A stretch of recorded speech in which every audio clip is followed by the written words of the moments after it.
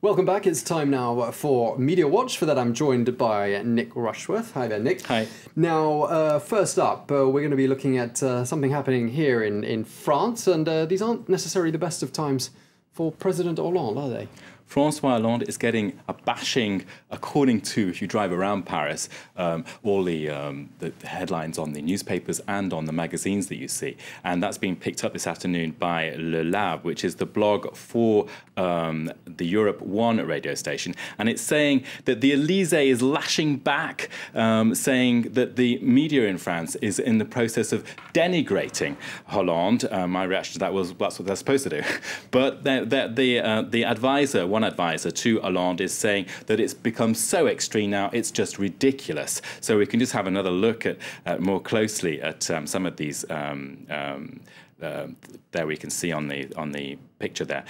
Lots of weeklies, especially. One of them in the top left there, Marianne, is saying, Hollande, get on with it. You know, there's a fire in the house. Le Point, are we going to wake up sometime soon? L'Express, well, what if Sarkozy was right? So, of course, that's a lot of weeklies, weekly covers, and we've seen over the last, in the 100 or so days that Hollande's been in office, that his popularity has slumped from 55 to 44 approximately. So he's on a bit of a communications battle there, really. Definitely not the front covers his PR team would want to see, and definitely, by the looks of things, the end of that 100-day honeymoon he had. Now, one commentator, Nick, is saying that there's no such thing as Hollande bashing.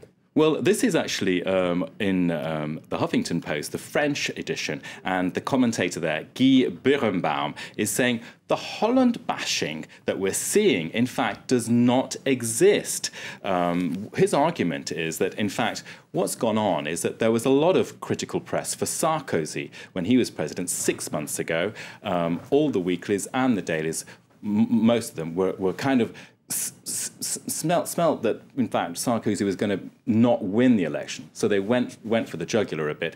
Now we're well early into Hollande's term, and why are we going for the jugular again? Why are the weeklies doing this? And the argument there in Guy Birnbaum's article is that, in fact, it's all to do with the social networks. Twitter and Facebook has all those connected, wired-up Frenchies, the Bolshevik Frenchies, are kind of getting very cheeky and cynical and critical, and that's all being fed through, and that's what the weeklies are facing. They're facing with this kind of flood of wired Bolshiness. Well, there's possibly more evidence of precisely that in this next story. Some pupils and parents fighting the education ministry with an unusual weapon, a sheep. Well, I found this really amusing. It's a school in Saint-Nazaire, in Saint-Nazaire, I should say. It's in the west of France. And a sheep has joined the classroom, and that's because basically class numbers are down. What's happened is that the Education Ministry has said, your classes will have to be reduced because you only have 286 students. And they said, well, if we have one more, the class numbers will work out to the parents' liking. So they brought in a sheep, and that sheep is called Vincent P, which just happens to be the same name as the Education Minister, Vincent Payon. And of course the parents have basically set out to bring in this sheep so that they can have much smaller classes for their children. Now the local education authorities in the region are saying, well, actually those parents are spoilt. They should have waited till next year where the classes would be normal size, and it's just a one-off this year. So a nice insight into a little bit of Bolshiness, or maybe bah, from the French parents there. And speaking of school, it's sort of the going back to school season, isn't it? Not just here in France, but everywhere. Yeah, I can turn to this photo here. It's kind of in several papers. There you can see 4 quads in China, in Shenzhen in China. And for the teacher to be able to make their mind up about which one is which, they've actually shaved their heads, 1, 2, 3, and 4. So bit of a not nice for the boys maybe, but sort of a good solution for the teacher.